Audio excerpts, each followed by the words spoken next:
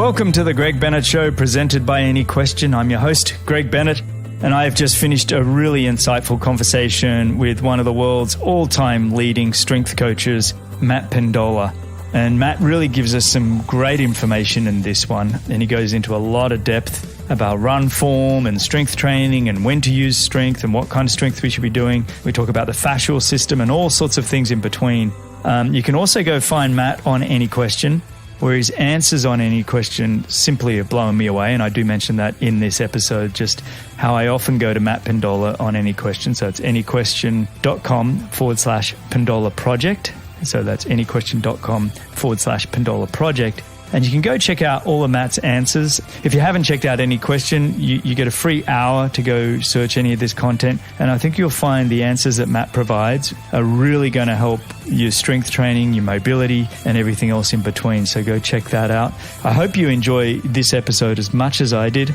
And remember, success comes to those who endure just one moment longer. All right, today I'm joined by one of the greatest strength and conditioning coaches for endurance athletes in the world. He's been in this field for over 20 years and he's worked with beginners to the world's greatest elite athletes, including Olympic and world champion medalists, Kevin McDowell and Ben Kanute, just to name a few. And he has a list of credentials in the areas of run coaching, strength training, wellness, massage, and everything else in between. And he truly is just one of the world's leading bodywork and movement experts. His content on Any Question platform is just simply brilliant. I'm often going and checking it out, and I've learned so much from him. So please go check it out. We are going to talk about this in the episode a little bit, but it really is an honor and privilege to just have him join me today. So welcome, and thank you for joining me on the Greg Bennett Show, Matthew Pendola. How are you, mate? I'm great, Greg. Thanks for having me. And right off the bat, I'm going to say with that introduction, my imposter syndrome is really kicking in, but thank you for that. Not at all, mate. And I got to tell you, I've got to know all the great experts. Well, I haven't got to know them all, but I've gone through so much content on the Any Question platform. And yours is a page that I often come back to and just go, okay, what would Matt suggest? That's almost where I'm at now, where it's like, okay, what would Matt say? And even you answered one of my questions, which was about mobility in your 50s. And the way you described it, Greg, well, I don't think you even mentioned my name, but you said, you need to be assessing yourself and start with the ankle and move all the way up. I got to tell you, I've been doing that now for quite a while, and it's been so wonderful. So I'm so excited to have you here to be able to have this conversation with you. Thank you, Greg. And I mean, really, wow. I didn't even know if you were checking answers or reviewing any of my answers, but honestly, that just makes me smile. And I remember we had talked about this, you and I, at one point, about how it's great when you address one person in any question and say, hey, Greg, this is what you can do for your mobility. But I tended to go more towards talking to everybody because I know it's such a big issue. And I think also such a big misunderstanding. And I know we'll talk about this more today, but with mobility, I think it's just such a misunderstood area. Your ability to move a joint through a range of motion and have that strength and stability, it's oftentimes, I think, just complex to people, where really it's, if you follow the joint by joint theory, where you want to have a mobile ankle, you want to have a stable knee, it's not as complex as I think it's made out to be. And just with a few simple protocols to test and retest and just to see where you're at, that is what I love to share with people, because now you have the tools, you have the power to do something about it. And of course, that's what we put together with our RunFORM product with Bobby McGee. But I know that's something we'll talk about a little bit more in this podcast today. But again, I love that you reviewed such an important topic for people. No, it's an awesome one. So I want to touch on that a little bit more. Just so listeners have an understanding, my lack of ankle mobility is unbelievable, right? It's like, and so I've been using your assessment where you basically, you go up to a wall and you get on one knee, and then you try and get your other knee to the wall, and you have to keep moving your foot, further and further out as you improve. But for me, it was almost like my toes were on the wall, I couldn't move my foot out, and I've been slowly trying to progress that over time and doing the exercises that you recommended. And I just think, and there was another answer that I really loved of yours, and it wasn't one that I asked, but it was somebody sort of said, what's a great strength program for senior citizens? And you had a quote, and it was, movement is medicine. And I loved that it was basically the idea of, something is better than nothing. Get out there and just keep moving every single day. Yes. And well, there's so many things that I can talk about here. But I'll try to stay on topic. Is that on one side of things, as an athlete myself, I was always trying to push myself to that next level. And really, I didn't realize as a younger athlete that I just spent a little bit of time working on restoring some of my capacities. That was really going to help for my performance and for more of my longevity in the future. And that durability, that longevity, that's something that I wish I could go back in time and express that to my younger self, how important those things are for all of us, really. And then I jumped forward to the 81-year-old client that I still train today. And he all the time, his name is Les, and Les says all the time, hey, Matt, I know you've got important athletes to train, right? And I say this with all sincerity to him, is Les, you are the most important athlete to me right here, right now. But honestly, over the last 20 years, I've been working with him since he was when he turned 60, actually. So 21 years now. And, he is at this point like a father to me. But really, I have learned so much from working with this guy, Greg, and testing and retesting, like you said before. How do I know that these things work? Well, we have done assessments. We have seen what really works over the long term for somebody like Les. Now, he just went out and did a 20-mile hike with a 40-pound pack. Wow. He's 81 years old and no pain, no problems. That's the longevity part that I keep trying to get to people. Is sometimes, like, again, I tend to jump around a little bit, but stick with me here. If I went to a camp like last week, I was at BAM camp in Salt Lake. It's a wonderful group of triathletes, and mostly I work with sort of the Olympic development, the junior elites there. And these guys and gals are just amazing athletes and amazing people. But when you look at some of these things at their age, and you're trying to sort of capture sort of that picture about what can become, like what will be in the next 5 years to get ready for the Olympics, right? That's like a big thing that they want performance-wise.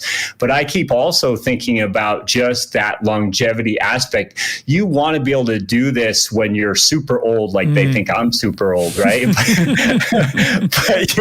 but I can do these things. So it is a prehab and a performance aspect that I really try to look at. I can't imagine the knowledge that you've gained from working with somebody, especially from that kind of age of, that 60-year-old, is just when the aging process for me would start to sort of kick in. And what you've learnt about what happens to the human body from that 60-year-old to 81-year-old, I mean, that's quite an experiment. I think that's if you could have a dozen of them, that's like the most valuable knowledge I think we could all have in terms of how do we slow down the speed of aging. It's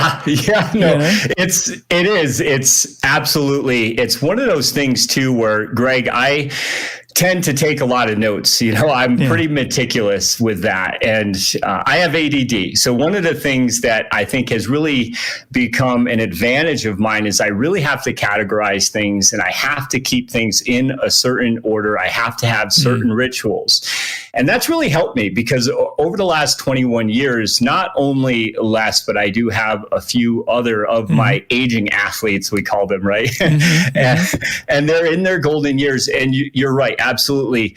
We have data that it's really interesting because this data drives what I'm actually doing with Olympic level athletes, with gold medalists. I'm doing these things with the best of the best. And what I want people listening today to know is when I talk about the best of best, I'm talking to you, getting back to Les saying, hey, I know you should be working with a world-class athlete right now, but you're working with me. I'm sorry I'm wasting your time, right? You're not, because there are these principles that I've learned from Les that I use with elites and vice versa. So everybody can learn from these experiences. Yeah. Well, I can't wait to just keep learning from you. And I have, like I said, already learned so much from you. The problem is I meet people like you on any question, and then I'm like, oh, I wish he was my neighbor. I wish he was the guy that I could just be every day just working with. And on that, where are you calling me from? Yeah, I'm in Reno, Nevada. Okay. Originally grew up back east in Connecticut, but I came out west. I was actually in the Army, and then I did a program called the National Civilian Community Corps based out of San Diego. And then after that, I was actually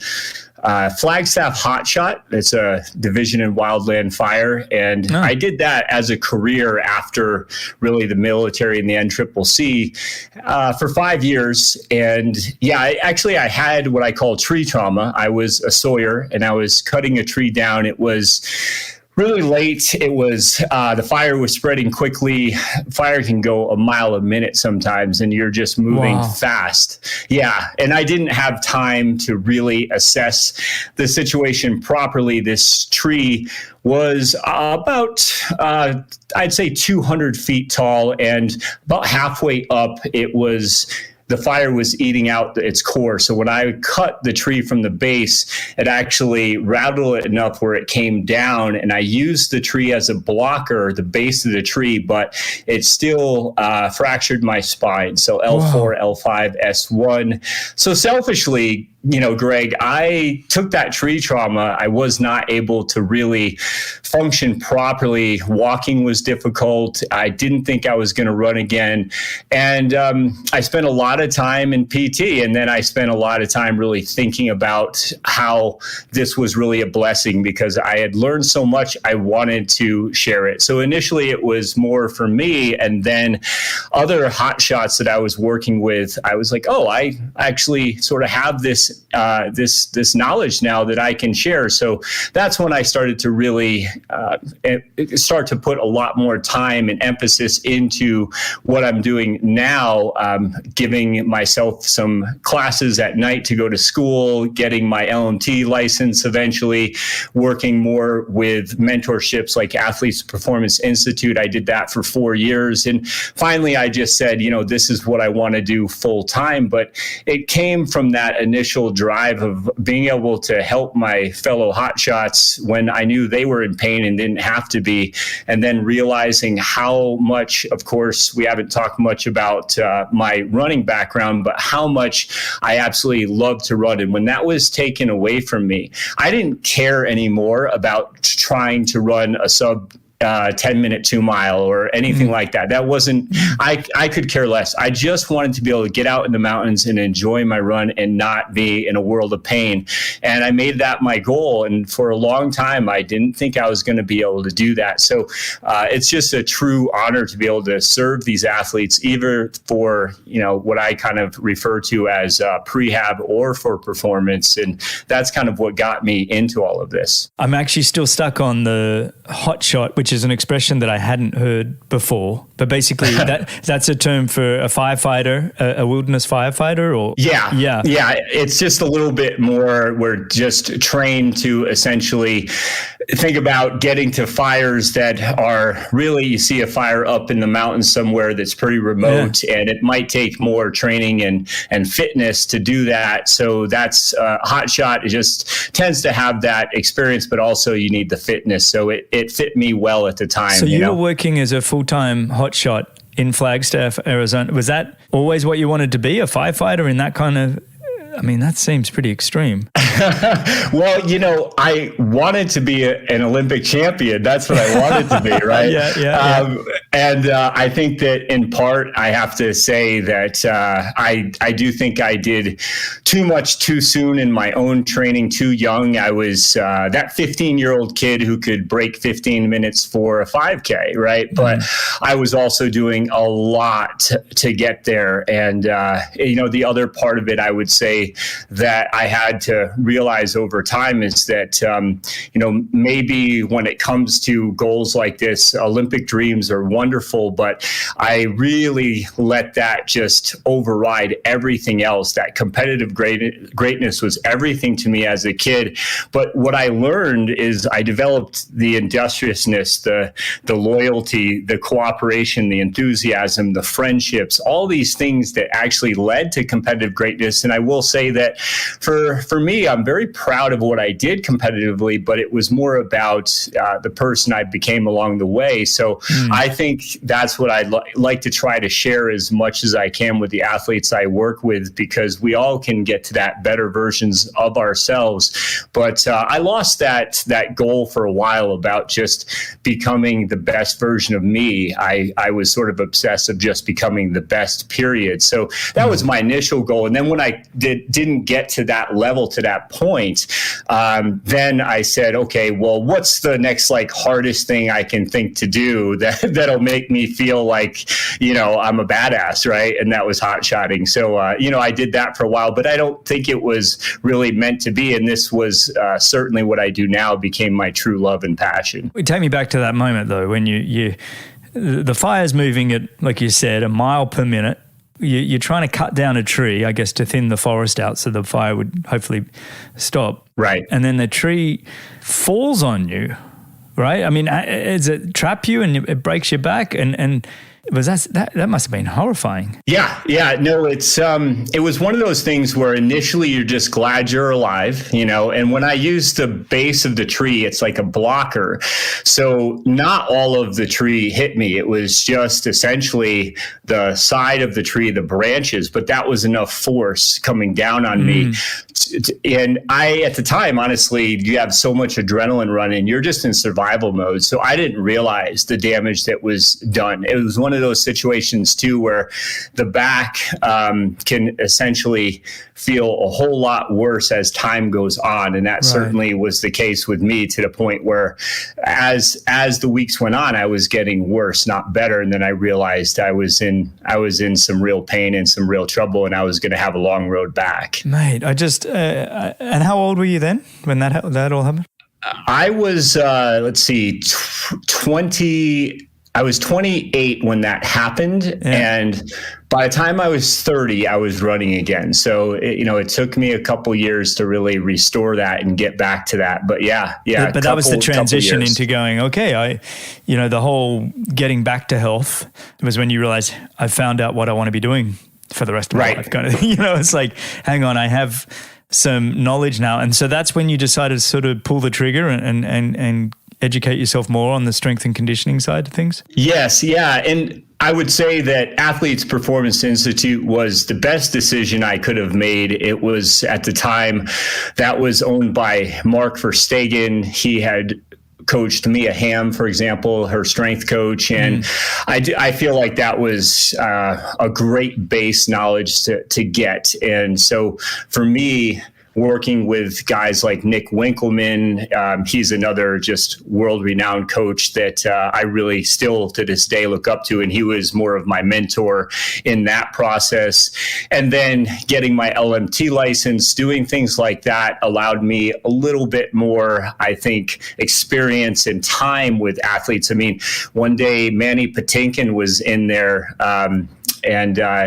I'm sorry, Manny Pacquiao, rather. Manny Patinkin is an actor, but Manny Pacquiao was in there. Yeah. And he was training. I got to see him training at the time, and I'm thinking, wow, this is incredible, and then I really was able to start to take that knowledge and use it with athletes that were in Reno. And I did end up having one athlete in particular. She was 15 at the time. Her name is Gabby Abby Williams. She set the world record for the high jump for juniors.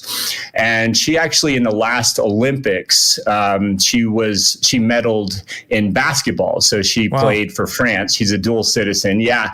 And I mentioned that because I had no idea who was walking in my door that morning when she was 15. And we're still really close to this day. I've worked with her for several years now.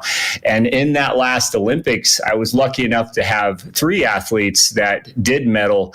But for her, that was the one that I was really, really proud of, because we spent a good decade working together. And I think that it gets taken for granted how an athlete like her, she's obviously has such strong attributes for pretty much any sport she wants to, but especially when it comes to vertical, right? And especially when it comes to something like basketball. But we had to really face facts that we had to work on strengthening her positions, especially because she had an ACL tear when she was just in high school, and that could have been the end of things. So essentially, I started to really dive deep, and that led me to working with Nevada Physical Therapy, a guy named John Hodges that owns that here in Reno.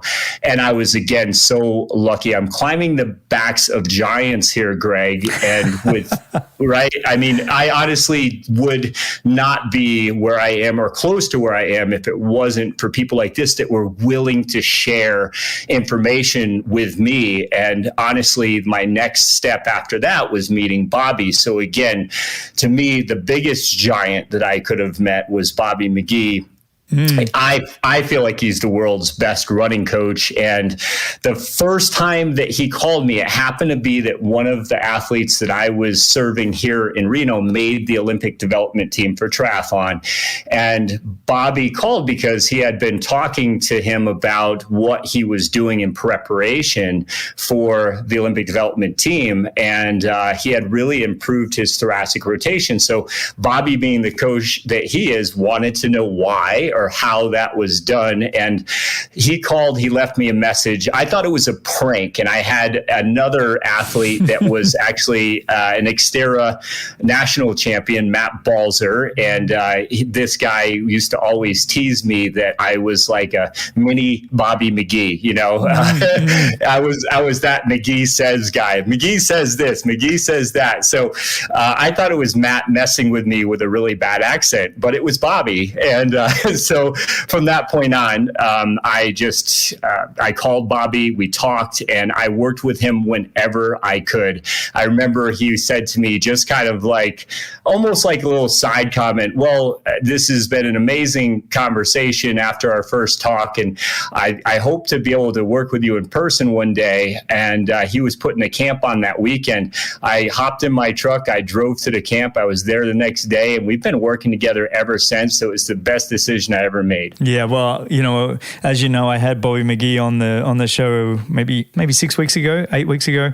Longtime friend, and like you, I've really enjoyed geeking out with Bobby McGee on everything running. It's so wonderful that he's come into the triathlon community a bit, you know, working with a lot of athletes at the elite level on their running. But I also, you know, he sung your praises both in the podcast and out of when we weren't recording. And so you two working together is kind of bringing, you know, with your background in strength and mobility, and then his background on run training and training programs. And you mentioned at the top of the show what you're working on, and it's called RunFORM. So what is RunFORM? Take me through that. Yeah, no, thanks for asking. So I think that when it comes to RunFORM, it's better to sort of start with what we designed it for, right? So it consists of the 3 C's, we call it, right? We want to be connected when we run.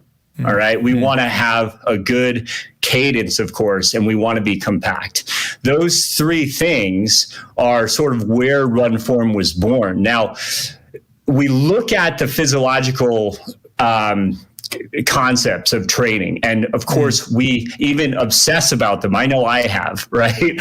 And we want to get the most out of our conditioning, right? So that is that is what we were seeing a lot of times, Bobby and I, when we go to these camps, and we'd see that these athletes were putting in so much hard work. And of course, they were oftentimes exceeding their capacities, right? Because they were adding more and more volume or more speed, or, these things were occurring where we were saying, but where are these 3 C's? They're not all there. So what we started to realize is that these athletes were missing the other 50% of the equation, right? And that's where RunFORM was really born. So what I try to look at there is, for example, we see somebody with that bobblehead when they're running in a camp, right?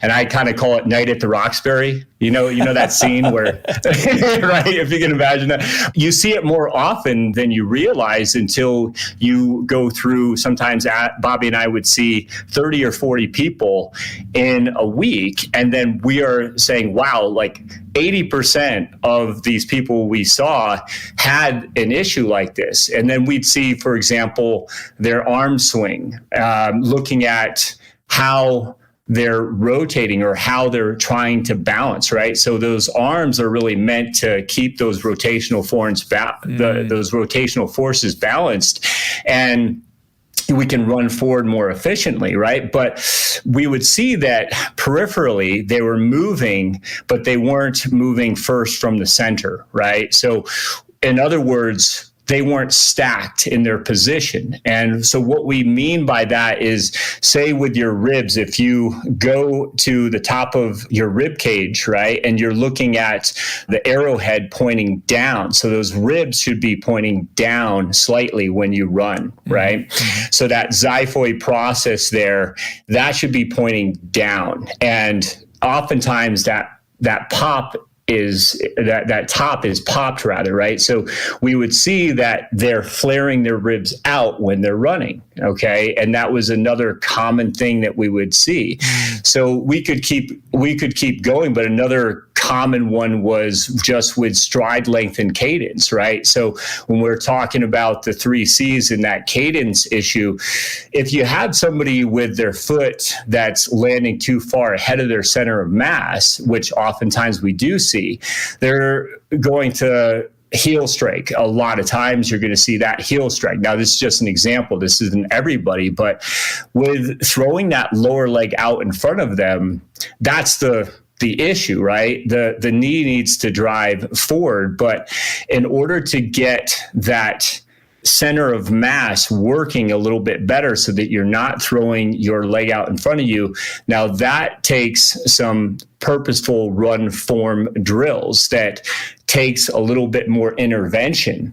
So what Bobby and I would do is look at how cognitive that was versus visceral. So what I'm trying to say there is, like, when you teach a RunFORM drill, you're trying to maximize that running economy, but you see that a lot of times it's not visceral, right? It's being intervened cognitively. And so it's isolated, and that's not effective for that athlete, right? They're trying to change an incorrect outcome versus the source that can lead to the unintended consequences. So that doesn't work, obviously. And we want to be able to show an athlete a progression so that they're able to graduate these activities. And that's essentially what we're working towards with RunFORM. And the product itself has 4 pillars here, Greg. And the main pillars, I'll just tell you that we have banded dynamics that are going to really work to help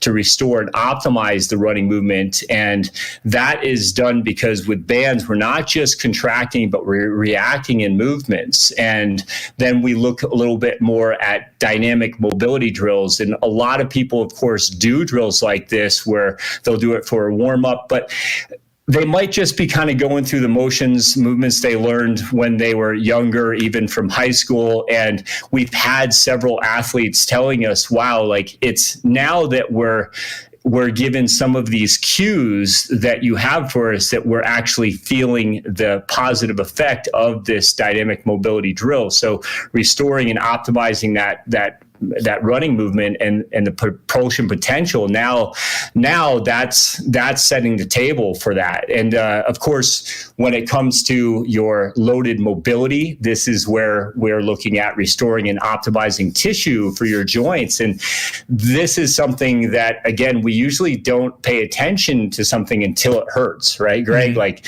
this is something that we're oftentimes just, my T-band hurts now, so I'm going to try to roll it out. Well, I could get into a whole conversation with you about why that doesn't work, okay? But we want to essentially get to the point where we can look at prevention and retention that addresses mobility, so we have specific movements for that. And, of course, like I said, with the RunFORM drills, we actually do those specific drills in week 4. We start that in our program, because now that you've worked on these other pillars, we can start to get a little bit more visceral for that outcome we want. So I know that's a mouthful, and I tend to do that, but does that make sense the way I was? So how do people, do they join you on camps, or are they able to do all this remotely with all the drills and things? I mean, there's, you've touched on, for me, and this is where Bobby and I have geeked out on it in terms of RunFORM over the years, and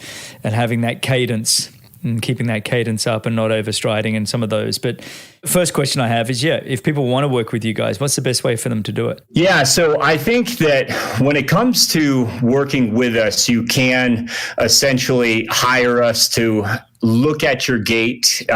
Bobby does a full gait analysis, and then I look at the movements that really work best for you based off of that analysis. And that's kind of the 1-2 punch that we've been doing for years in camp. So when we do have a camp, you can sign up for that camp. Bobby will put camps like that on his website.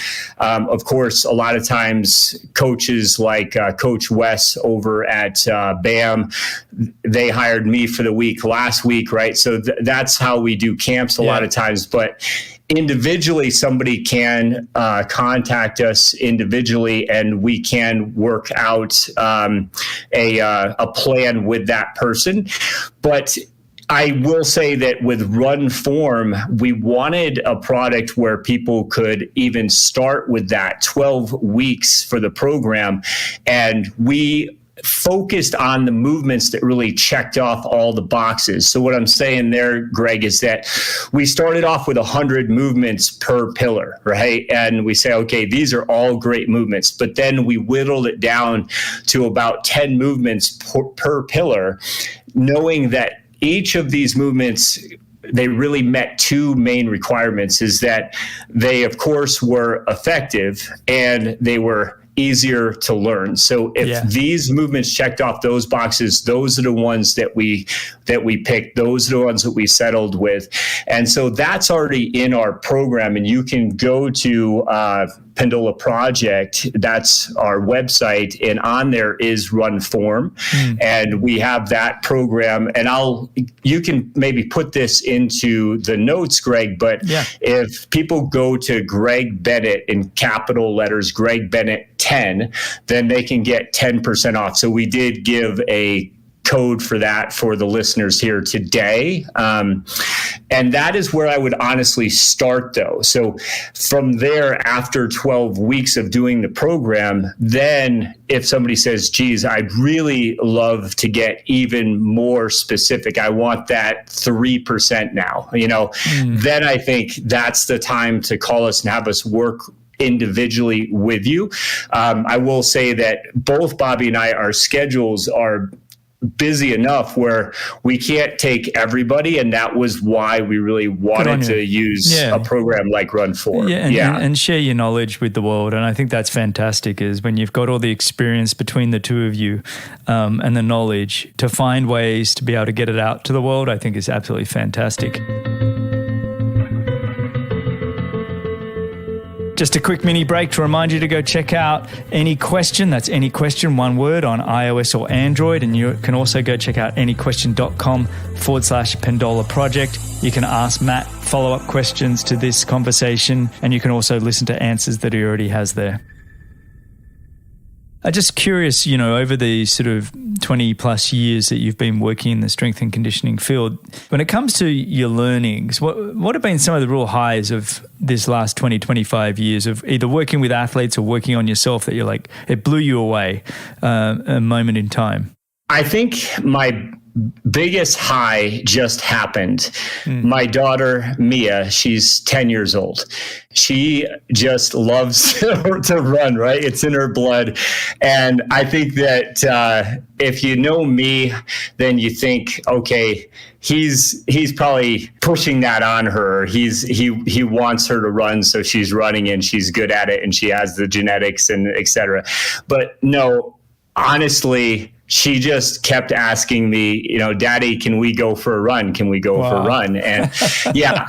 And she's, being 10 years old, I now really have the knowledge as a coach to be able to say, okay, we're going to focus on VO2 kinetics. We're going to focus on what is going to be fun for a 10-year-old, what will still allow her to make progress. But really, I took this video of her doing her time trial. And at the beginning of the summer, we did a time trial. At the end of the summer, we did a time trial. So 6 weeks apart. And the video, she looks at me and I said, okay, you ready? And she said, yeah, Daddy, fun, fast, and free. I'm ready. And she smiles. Right? And the fact that I have that experience with her and knowing that I sound like I'm just obsessed about RunFORM right now, but she did RunFORM program. I, of course, made it work for a 10-year-old, but she did the program.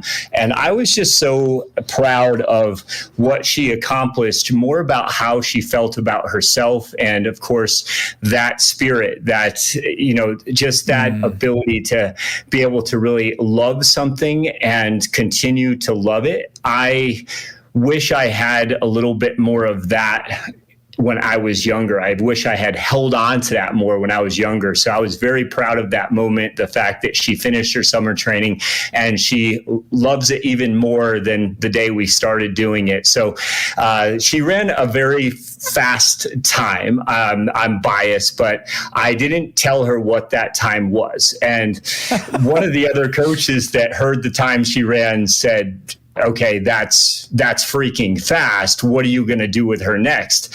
And I said, we're going to play basketball. Nice. Right. So what a great answer. I like that. So that was my highest moment, I think. And then I will say my lowest moment was just realizing how far all this has come, because when I decided to go from hotshotting to starting a facility and really wanting to do things the right way, I was sleeping under my stairs in a little small, basically garage-sized gym that I started renting out and living there at the same time. I mean, that was the first 2 years of my career.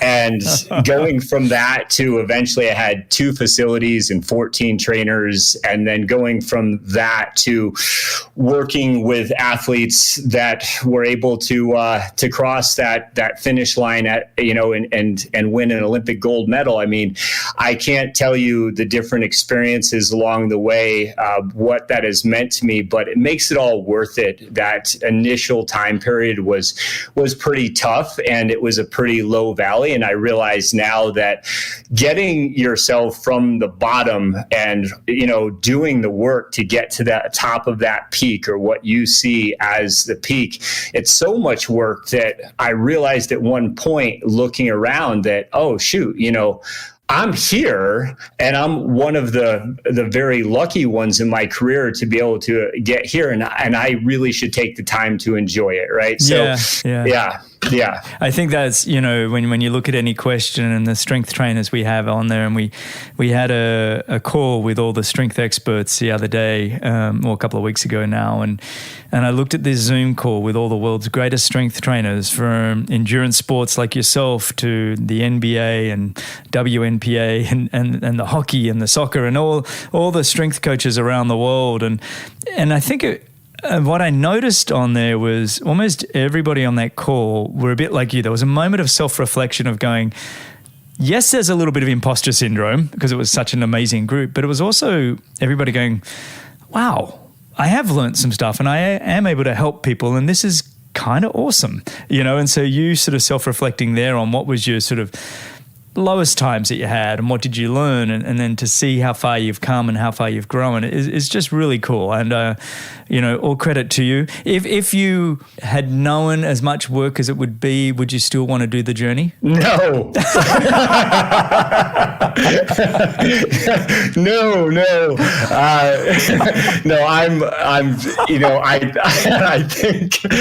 think that I probably would, but man, it is one of those things that I'll say during one of my lowest points. I remember one of my best friends, he said to me, Matt, what else would you be doing? Right. And this is when, again, I'm just living under my stairs, and I was working nonstop, but had so much overhead, and I just felt like I was drowning.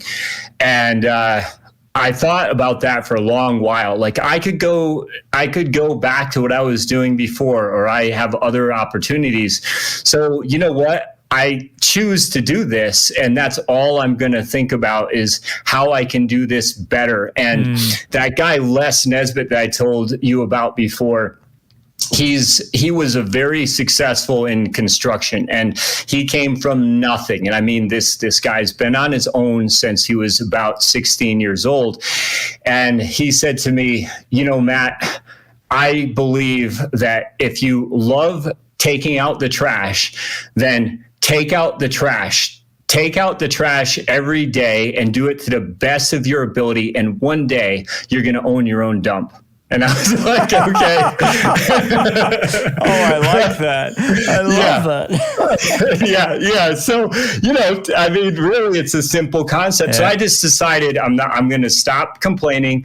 I'm going to look at that open mindset, and I'm just going to try to keep moving myself forward. And one day I realized that, it worked. But would I do it again? Man, I guess I would. But it was a tough journey. And I love the honesty on that. Matt, I most people, 100%, no, it was like, no. And it's funny, I kind of live by a saying, it's like, just keep showing up and do it with intent, right? So just keep showing up, doing what you do every single day, and do it intentionally, because there is a difference between just showing up and ticking boxes. But if you can do it with intent, just keep showing up and do it with intent, and taking out the trash, doing it well. So, whatever that means in terms of taking out the trash, but doing it well, doing it with intent, and all of a sudden you'll own your own dump. I think it's a great analogy. I really like that. Let's shift gear a little bit. I want to talk about some of the questions that you've answered on Any Question. And like I said at the top of the show, it's just been absolutely fantastic. One question being that, a lot of listeners, endurance athletes themselves, especially if you're a triathlete, when you're swimming and you're biking and you're running and you've only got 10 to 15 hours a week to actually incorporate it. And it's kind of, strength training can be a bit of an afterthought. It's kind of like, if I have time, I'll add it in. But, why is strength training important for endurance athletes, and how can somebody prioritize it within the training program and the limited time that they have? Yeah. So this is, I think, a really misunderstood area, strength training in general, right? But especially for endurance athletes. So I love the question. And I would go back to, oftentimes when we look at athletes, when we're doing a gait analysis, we might see a baby giraffe, right? It's like somebody's really had a growth spurt and they don't know where their limbs are going yet. And they really need some good coordination and control, right? Or we might see King Kong out there, for lack of imagine somebody with a stick up their butt and they're running with a lot of muscle, and you kind of look at those differences in those type of athletes and you realize that also means that the answers for them are going to be individualized and specialized. And because I think there's so much influence out there when it comes to areas like strength training and what the answers should be, I hear anything from you should only do high reps because you're an endurance athlete, to you should do only low reps because you're an endurance athlete. I know. I've been told both. I'm so confused right now. Right. And in part, I think that we have to really look at the athlete.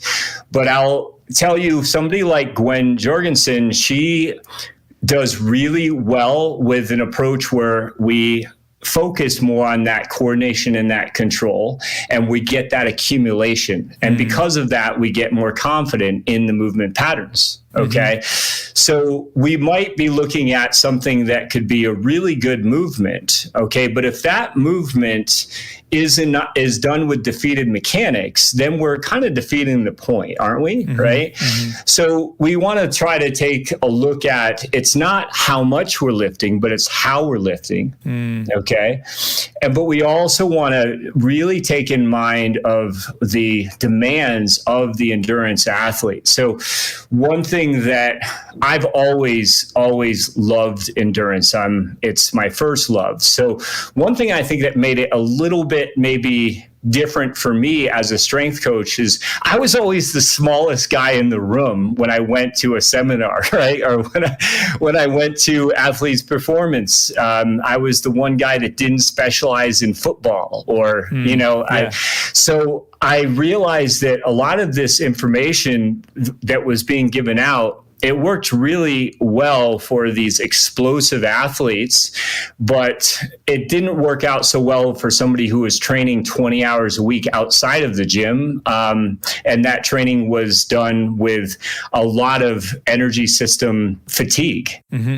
Exactly. Yeah, exactly. Right. And you know that when you're doing this kind of work. So I just came to realize that, sure, in the preseason, or in the off season, doing lower reps and doing heavier weight, that works. And it can work really well as long as that person has had the time in training. They have had the gym age to be able to do these movements with the proper focused intentional techniques, right? I call that FIT, by the way, focused intentional techniques, right? I like that. Really, when it comes to the athlete we're talking about, so going back to Gwen, is her gym age when she met me was pretty much zero, right? So it does, of course she's an elite athlete and she's world class. That doesn't mean she's world class in the gym yet, right? So over time, we were able to build up that coordination, confidence, and control, but also by doing repetitions where she could accumulate that. So in that case, she of course got stronger. I mean, those repetitions might be more in her case, but you're getting stronger. It's not like doing higher reps is not going to get you as strong. Okay. And so for a quick example of that, we might have to look at doing, say, a push-up, right, in our plan. And for some people, doing 1 to 3 push-ups, that might be all the push-ups they can do with good form, right? With good posture, with good technique. And for another person, they might be able to do 30 push-ups in a minute with really good form. They're super explosive. Well, obviously, the person who's doing 30 push-ups in a minute, they don't need to do more accumulation. They don't need to do 40 push-ups now and then 50. Like, there's a tipping point where they're going to be better off now adding more load. Right? Yep. But that person doing, say, 1, 2, 3 reps, well, I'm going to work on the eccentrics, right? I'm going to work on really going good control, slow on the way down, really even pausing and doing what we call yielding isometric, to where they're just stopping even within segments of the movement and showing me they can control that movement as they progress. And from there, I might say, okay, say you can do 3 push-ups with good form, but that's it, then you're toast. So I like to have 1 or 2 reps in reserve, Greg. So I'll say, okay, I want you to initially give me 1 really good eccentric push-up with some pauses. Then we're going to get up. We're going to do some other movement. we're going to get back down maybe a few minutes later, and we're going to do another push-up. And we're going to do that for maybe a total of 10 reps, right? So we might do 1 by 10 reps throughout an hour initially. Right. Now when they test and retest and they do their relative strength index, I call it, one of the testing we do is going to be a hand release push-up. And say now they're able to do 10 in a row. Obviously, they're starting to move that needle. So that's an example about how a really good movement can be done with higher reps or lower reps, but it really depends on where the athlete is at and what they can really benefit from the most. Okay, so following on that and being, I like the focused intentional technique that you talk about, and being that you're in the endurance world, being that technique is so important, is it better to be doing your strength work before going out and doing your longer miles? Because you might be a little bit fresher and you can focus on the technique? That's a great question. So if I had to pick, I'll look at the quality days and say that your quality day is going to be on a Monday. Do that quality run first, okay? Then I prefer even 8 hours of recovery if possible, right? But a lot of times that's really not the case. So we're going to try to get at least 3 or 4 hours, get something to eat, recover a little bit, then do your strength training. And the reason for that is because the run is still the priority there, and we want to be able to recover as much as possible. So if I'm looking at the quality runs being, say, on a Monday and a Thursday, then I'm going to have those quality runs first, and then I'm going to strength train later in the day on Monday and Thursday. And I want to try to maximize recovery as much in between those days, or at least in a scenario like that is what I would do. Does that make sense? No, it makes perfect sense. And you're right. I mean, and I don't mean to bring it back to me, but I think about when I was really training and racing hard, that's exactly how we did it. It was like the run was the priority, or whatever the work was that needed to be done,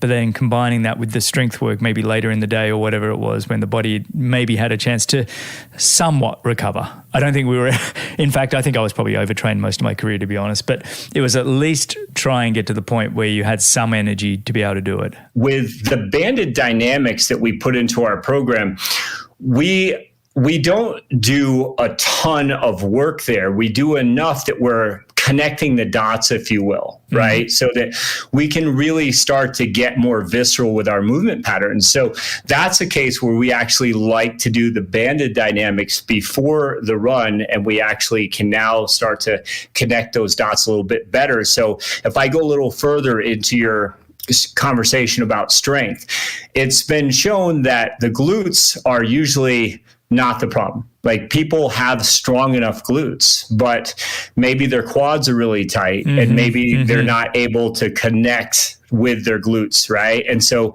now here's an issue that we tend to run into a lot. But if we can just set the table up for the run with some good protocol, then I think that's the case where doing just a little bit of work, not to exhaustion, but just a little bit of work beforehand goes a long ways, sets the table up. Now you're connecting in your run. Now you're really feeling the benefits and getting more of the benefits out of your run. So that would be different to me than talking about traditional strength training, where you're really actually going closer to your max effort when it comes to strength. How much of what you do is kind of releasing the fascia, but also then incorporating the fascia into strength movements? I have my LMT license, and I did that initially, honestly, because I wanted to be able to. What do those initials mean, just for listeners? Oh, okay. So I can do massage or manual therapy on athletes. And so I got my license to be able to do that. Right. So now I don't do traditional massage. That's not for me why I got my license. I was really wanting to be able to help athletes at the time to be able to say trigger point an area on their body that could help them get through a session or help them get through a race even, right? Mm-hmm. And I call it Mr. Miyagi, like in Karate Kid when he claps his hands together and rubs them really fast and then just hits that really specific spot and boom, there you go. We're aging ourselves, mate. We're aging ourselves. What a great movie. Go on. Yeah. And so, I really believed that was going to be a big answer for me in serving my athletes. And what I realized over time is there's something called diffuse noxious inhibitory control mechanism. Now, the way I would simplify this is that if you were to foam roll and say people foam roll their T-band, that's a classic one, right? Mm-hmm. And I used to coach that 20 years ago now, right?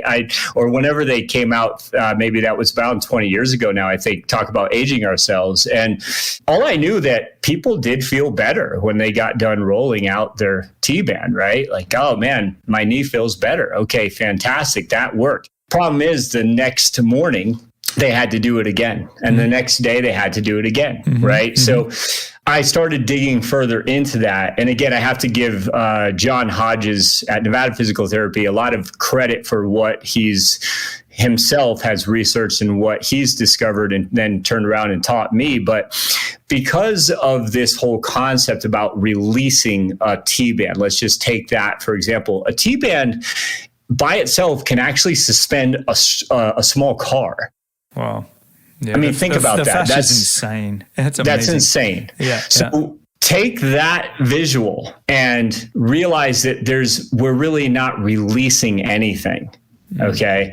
So I prefer to call it self-myofascial response, but I'm just changing words a little bit, right? Because I think that there is a response mechanism that we get from that. And I think that can provide us an ability to now load our patterns and not be in pain.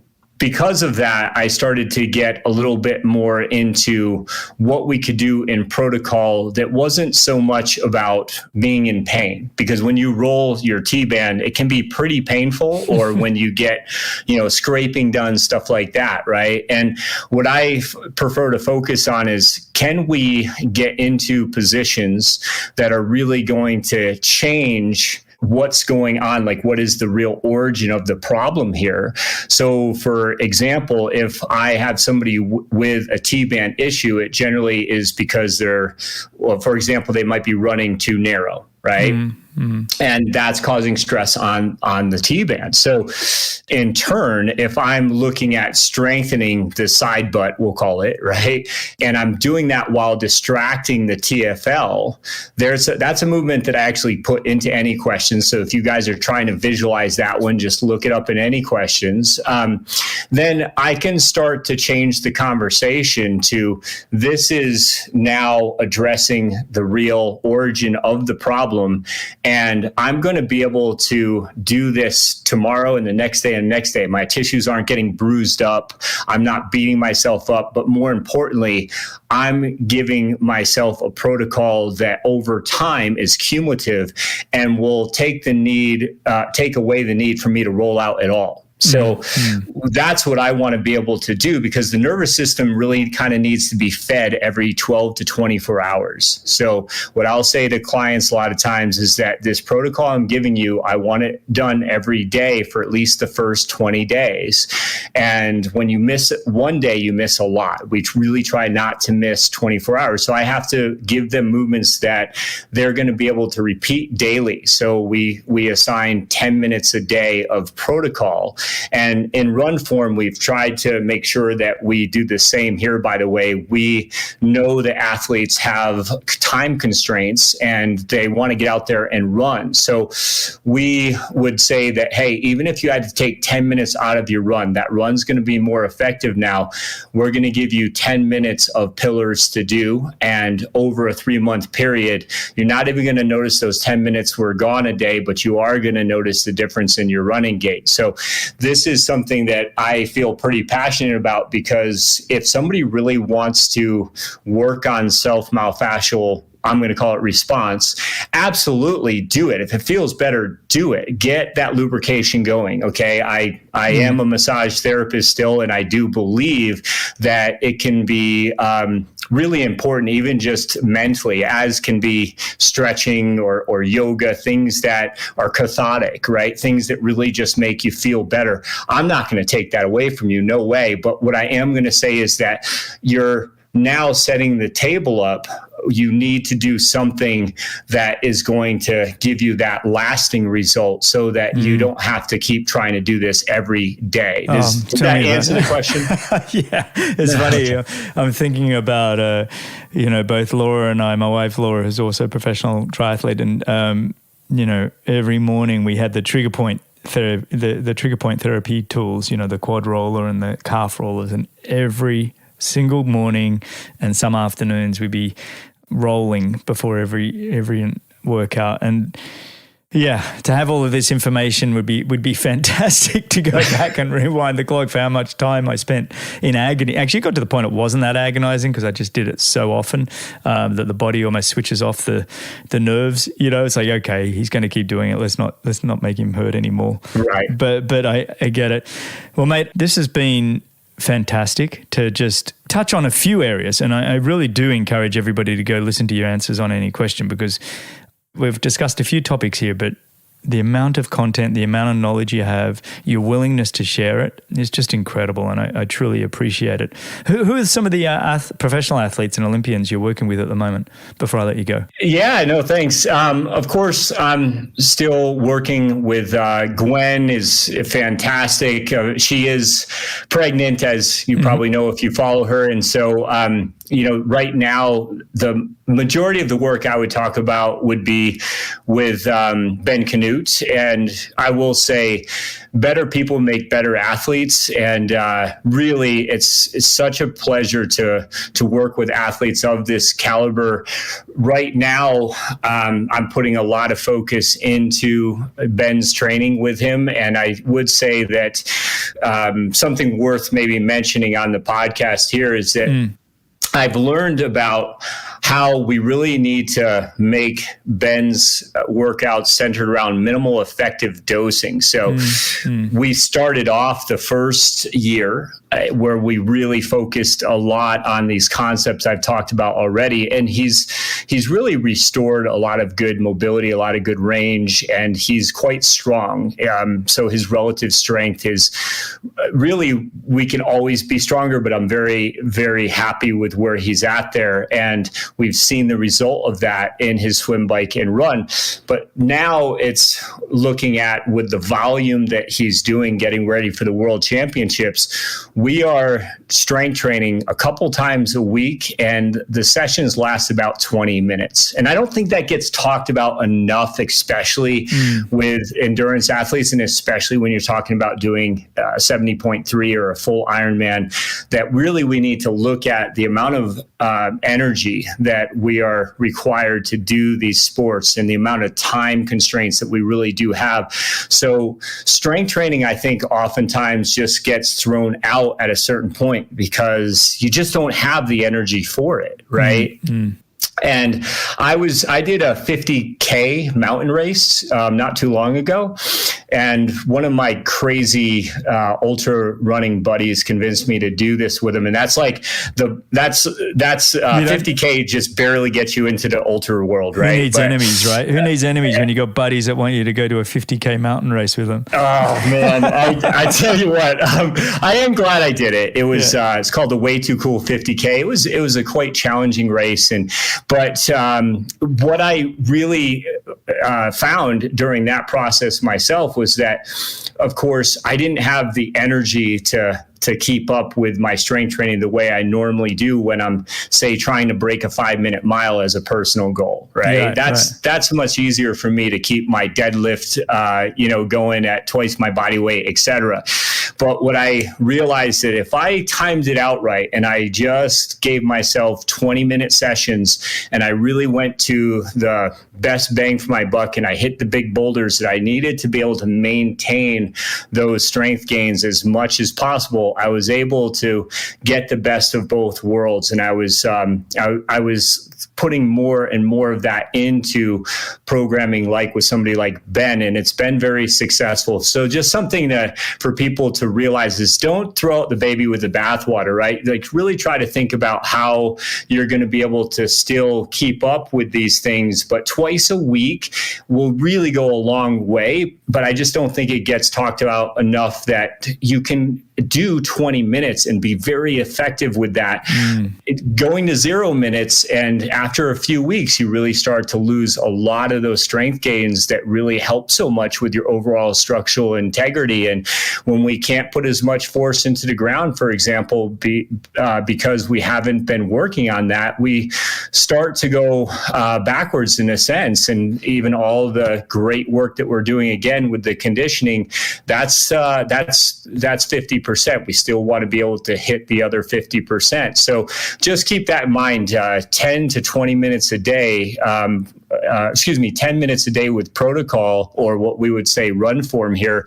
And it can really do a lot over a 12-week period of time. And eventually, I think you get to know yourself so well, you can figure out exactly what you need to do maybe twice a week so that you can maintain what you've gained. Mate, I think that's a really good place to wrap this up. But I think, again, I appreciate all your knowledge and sharing your wisdom. I've truly been somebody that's been utilizing a lot of what you've been talking about on Any Question. I've just picked up so much more on this conversation again. So I really appreciate you, mate. And I thank you for coming on and joining me on the show. Thank you so much, Greg. And really, it means a lot to me. Last thing I'll say about Any Question, but I did want to say this. You mentioned this about the coaches on Any Question. And I really believe that Any Question is the answer out there for people that want to get educated more than influenced. And I love that you talked about that in one of our meetings.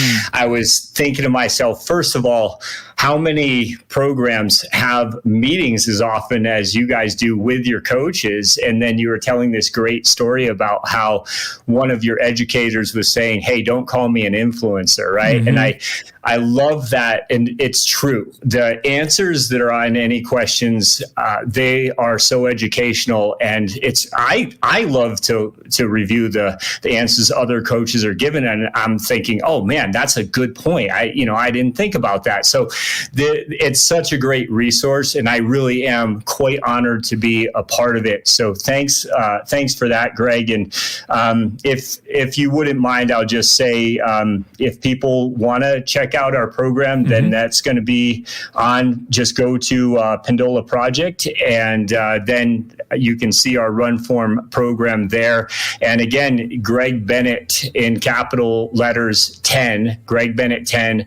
They can get 10% off. So hopefully people can try it out, and I'd love to find out if you're benefiting from it too. So we're going to have to get you a program. Greg. Perfect. Let's do it. Let's sign me up. I'll use my own code. That sounds good.